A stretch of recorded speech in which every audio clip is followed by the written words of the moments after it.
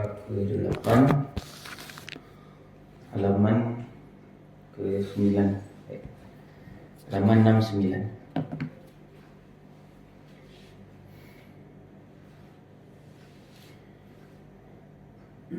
Kata Syekh di sini di babnya Babul Qawaidi fil Manhajis Salafi.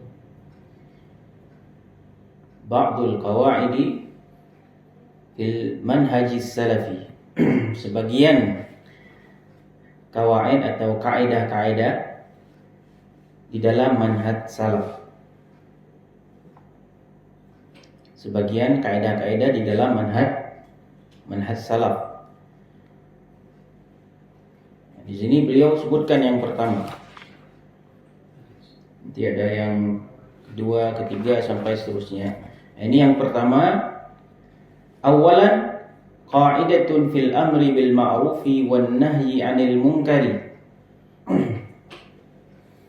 Yang pertama adalah kaidah tentang amar ma'ruf dan nahi munkar. Dalam manhaj salaf itu kaidah yang pertama adalah tentang amar ma'ruf nahi munkar. Apa amar ma'ruf? Memerintahkan kepada, menyuruh kepada yang baik, yang ma'ruf. Wan nahyu 'anil munkari, ya, mencegah daripada kemungkaran. Jadi harus dua-duanya, jangan satu aja, ya. Jangan amar ma'ruf aja kemudian nahi mungkarnya dia tinggalkan. Ya, atau nahi mungkarnya aja tapi mengajak kepada yang ma'rufnya tidak. Harus seimbang amar ma'ruf dan nahi mungkar. Nah, di sini disebutkan apa yang dimaksud dengan al-ma'ruf. Tidak sering mendengar amar ma'ruf nahi mungkar. Nah, di sini apa yang dimaksud dengan al-ma'ruf? Al-muradu bil ma'rufi, maksud daripada kata ma'ruf, ya, jami'ut ta'ati, jami'ut ta'at, segala bentuk ketaatan. Segala bentuk ketaatan itu namanya ma'ruf. Ya. Baik perkara-perkara wajib atau perkara sunnah, ya, maka itu masuk ke dalam segala jenis ketaatan.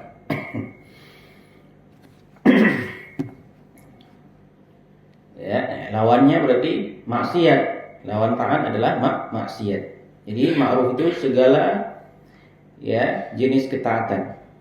Wa a'zamu dzalika ibadatullahi wahdahu la syarika lahu. Dan ketaatan yang paling besar, ya, ketaatan, ya, yang paling besar, yang paling agung apa? Ibadatullahi wahdahu la syarika lahu. Itu beribadah kepada Allah semata dan tidak mempersekutukan Allah Subhanahu wa taala. Berarti apa? Ketaatan yang paling agung apa? Tauhid.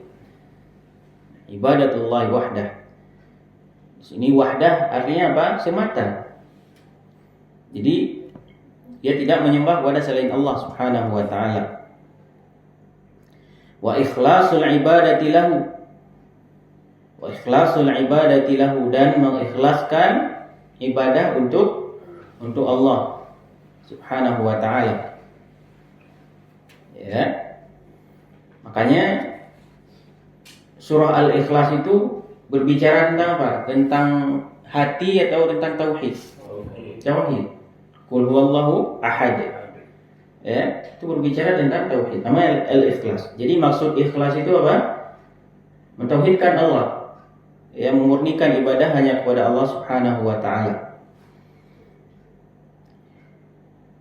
Kemudian wa tarku ibadati ma siwahu. Wa tarku ibadati ma siwahu.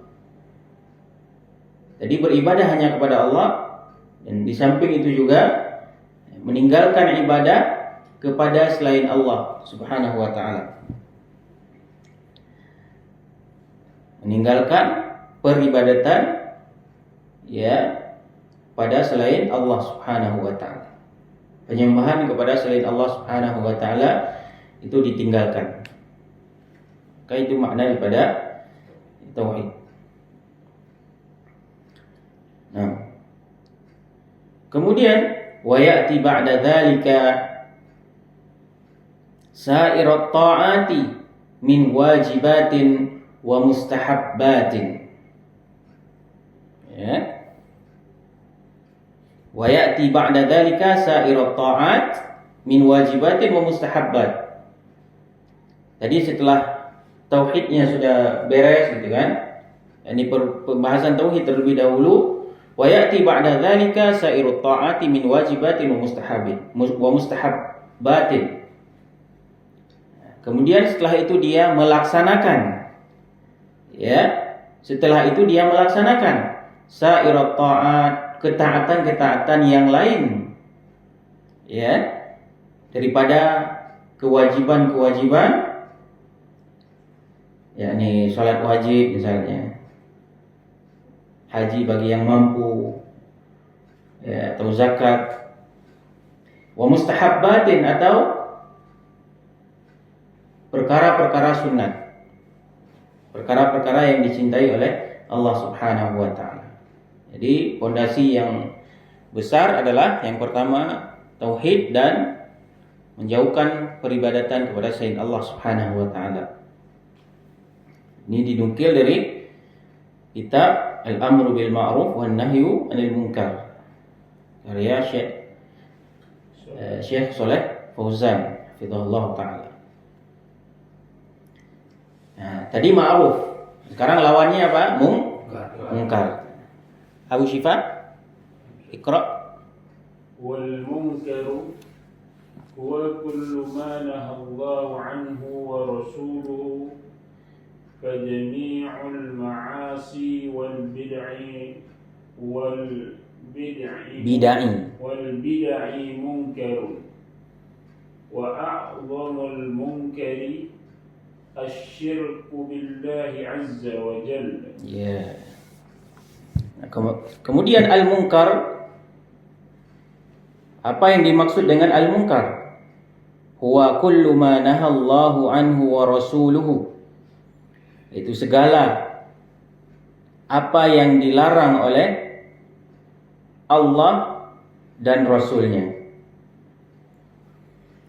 Segala apa yang dilarang oleh Allah dan Rasulnya Muhammad sallallahu alaihi wasallam itu munkar, yang dilarang oleh Allah di dalam Al-Quran atau yang dilarang oleh Rasul di dalam hadisnya, itu semuanya munkar. Maka ketika dilarang, maka itu namanya munkar. Kalau munkar apa? Ditinggalkan. Ya, jangan dicari-cari alasan. Karena ini Allah Subhanahu wa taala dan Rasulnya yang menetapkan. Fajami'ul ma'asi wal bid'i munkarun. Dan seluruh dosa-dosa, seluruh maksiat-maksiat dan seluruh bid'ah-bid'ah itu namanya munkar. Itulah munkar. Ya.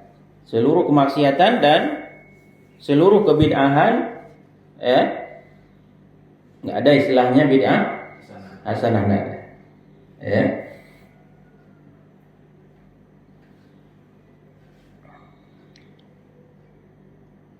Kata Abdullah bin Umar, wa in ra'a an-nasu hasanah, walaupun manusia menganggapnya itu baik.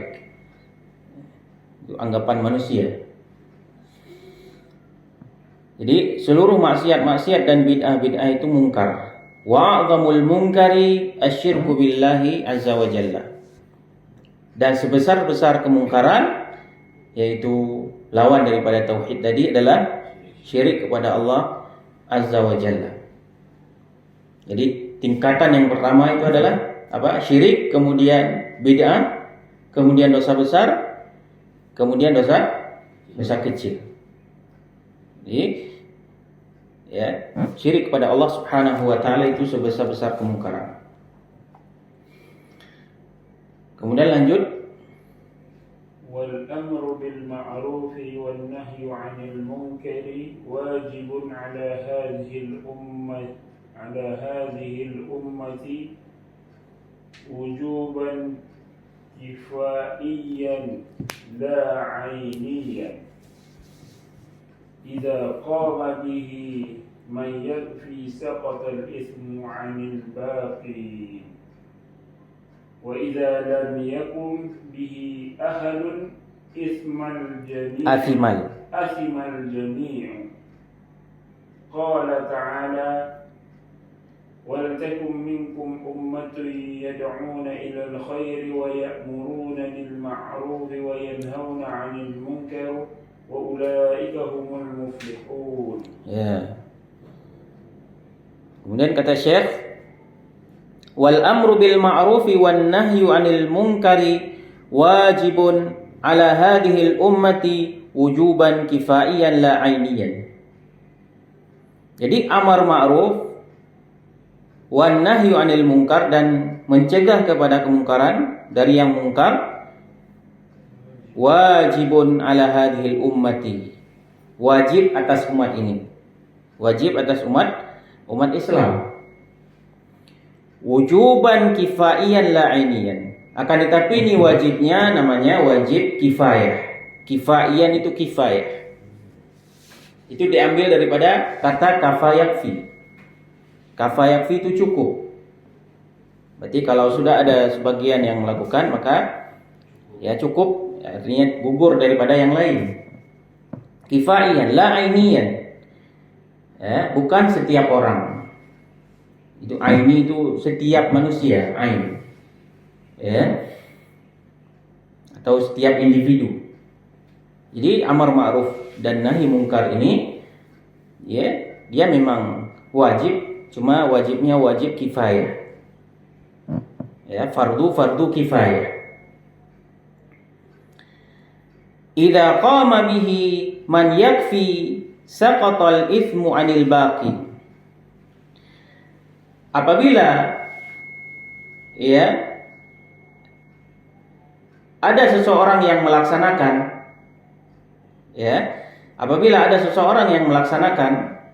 saqatal ithmu 'anil baqi, maka hilang dosa daripada yang lain. Artinya yang lain tidak berdosa karena sudah ada yang melakukan. Apabila ada seseorang yang melaksanakan, maka gugur dosa daripada yang lain. Namun wa idza lam yakum bihi ahadun athimal jami'u. Namun apabila tidak ada seorang pun yang melaksanakan, maka seluruhnya dosa. Berdosa seluruhnya. Kalau ada sebagian yang melaksanakan, maka gugur kewajiban dari yang lain. Tapi kalau semuanya tidak melaksanakan, seluruhnya berdosa. Di sholat jenazah misalnya, ada sebagian jamaah misalnya yang sholat jenazah, maka gugur daripada yang lain. Tapi kalau di kampung tersebut misalnya ada yang meninggal, tidak ada seorang pun yang sholat jenazah, maka seluruh orang yang di kampung itu berdosa. Ya, kifayah. Karena Allah Subhanahu wa taala di sini mengatakan dalam surah Ali Imran ayat 104. Qala ta'ala wal takum minkum ummatun yad'una ilal khairi wa ya'muruna bil ma'rufi wa yanhauna 'anil munkari wa ulaika humul muflihun. Hendaklah ada minkum di antara kalian ummatun, yaitu sebuah umat, yad'una ilal khairi, yang mengajak kepada kebaikan, kepada kebaikan, wa ya'muruna bil ma'rufi wa yanhauna 'anil munkar, dan mereka memerintahkan kepada yang ma'ruf dan mencegah daripada yang munkar. Wa ulaika humul muflihun, dan mereka itulah orang-orang yang berhasil. Nah, di sini Anda perhatikan wal takum minkum. Jadi min ini huruf jar. Kalau dilihat kepada maknanya, dia menunjukkan kepada litab'id, menunjukkan kepada sebagian. Ini padahal khitabnya ayat ini ke siapa ini? Kepada sahabat. Tapi di sini Allah Subhanahu wa taala mengatakan minkum, sebagian dari kalian, bukan seluruhnya.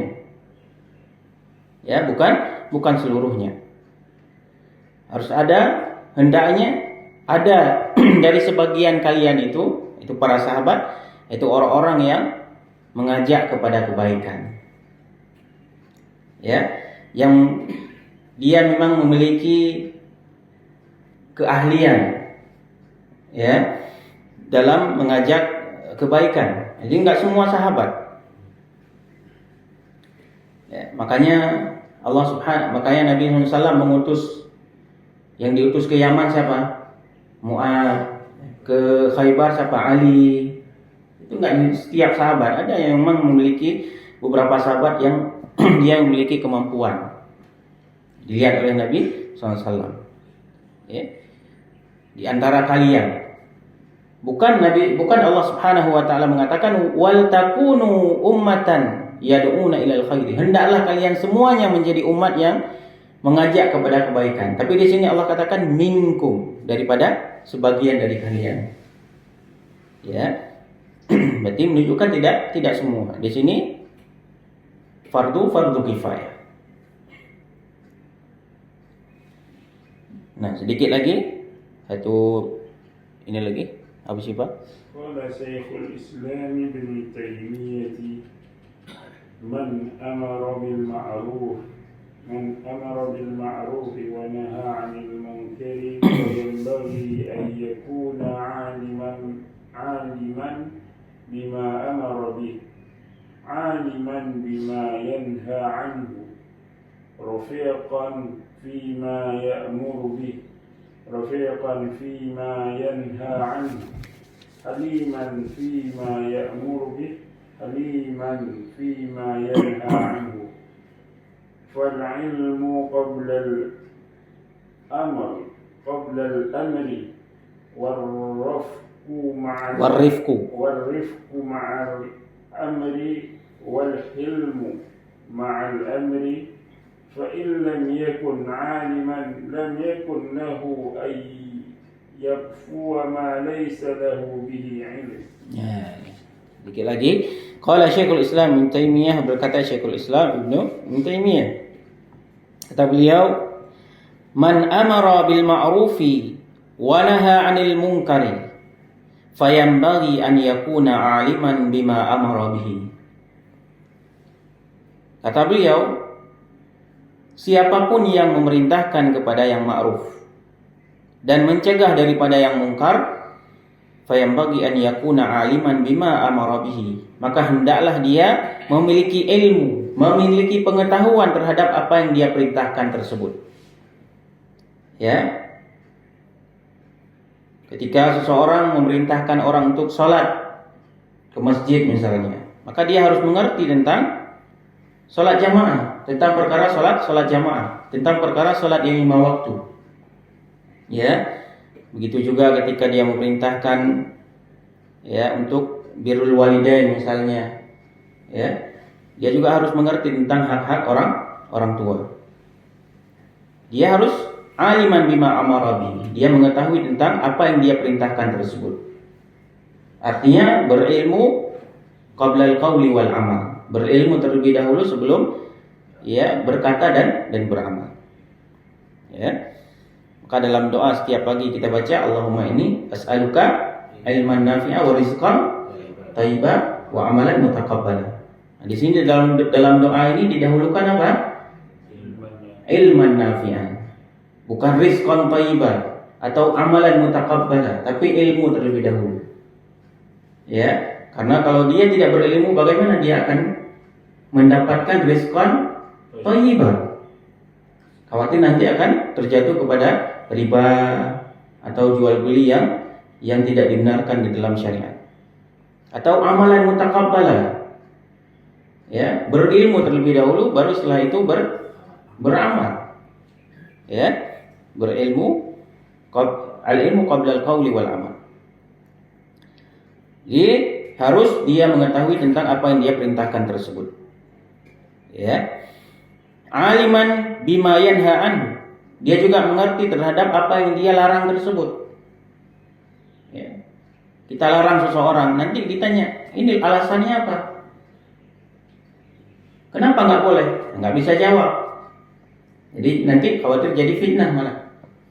Jadi sebelum dia melarang seseorang harus mengerti terlebih dahulu terhadap apa yang dia larang tersebut. Ketika dia larang orang tentang riba misalnya, dia harus mengerti apa yang dimaksud dengan riba. Contoh-contohnya, ya. Rafiqan fima ya'muru bihi. Rafiqan fima yanha anhu. Rafiq, apa rafiq? Itu lemah lembut. Rifqun, rifqu, ar-rifqu. Rafiqan fima ya'muru bihi. Dia lemah lembut ya terhadap apa yang dia perintahkan tersebut. Kepada orang yang dia perintahkan tersebut, dan juga dia harus berlemah lembut terhadap apa-apa yang dia larang tersebut, orang yang dia larang. Di dakwah tentu dengan ilmu yang pertama, kemudian ya caranya harus dengan lemah lembut, bukan dengan kasar. Ya. Kemudian haliman fima ya'muru bihi, haliman fima yanha anhu. Halim, tadi rafiq ketika dia mengajak dengan lemah lembut. Lemah lembut juga ketika dia melarang. Kemudian di sini haliman, halim itu sama dengan sabru, sabar. Cuma lebih tinggi kata halim daripada sabar. Ya. Karena halim ini orang yang dia mampu untuk membalas seseorang misalnya. Dia mampu untuk membalas, dia punya kekuatan, namun dia bersabar. Ya, itu namanya halim. Ya, dia punya kekuatan, ya, punya masa misalnya, dia bisa untuk membalas, tapi dia bersabar. Ini namanya halim. Tapi kalau sabar terkadang karena terpaksa, udah sabar aja lah, karena sendiri. Tapi kalau ramai nyerang juga dia. Nah, itu namanya sabar. Ya? Sabar nggak enak. Jadi lebih tinggi halim. Ya. Ustaz, nama Ustaz Faizal itu apa? Faizal Abu Halim ya. Tapi sekarang nggak ada lagi. Halim. Abu Abdul Halim. Kemudian halim, sabar terhadap apa yang dia larang, apa yang dia perintahkan, apa yang dia larang, dia dalam keadaan halim. Berarti lebih daripada sabar. Lebih daripada sabar. Fal ilmu qabla al-amri. Ya, berilmu sebelum dia memerintahkan. Ilmu qabla al-amri, berilmu sebelum memerintahkan. Warifqu ma'al amri, lemah lembut dalam keadaan dia memerintahkan. Memerintahkan dalam keadaan dia berlemah lembut. Wal hilmu ma'al amri, dan bersabar dalam keadaan dia memerintahkan. Ya, ketika dia memerintahkan dalam keadaan dia bersabar. Ya. Bersabar terhadap segala gangguan. Fa illam yakun aliman lam yakun lahu an yaqwa ma laysa lahu bihi ilmun. Kalau dia tidak memiliki pengetahuan, kalau dia tidak memiliki ilmu, lam yakun lahu, maka tidak boleh baginya an yaqwa, untuk berkata, untuk berucap ma laysa lahu bihi ilmun, apa yang dia tidak memiliki ilmu tentangnya. Nah, maka enggak boleh. Berarti kalau tidak punya ilmu, tidak punya kelemah lembutan, tidak punya kesabaran, maka bukan orang yang layak untuk melakukan amar ma'ruf dan nahi munkar.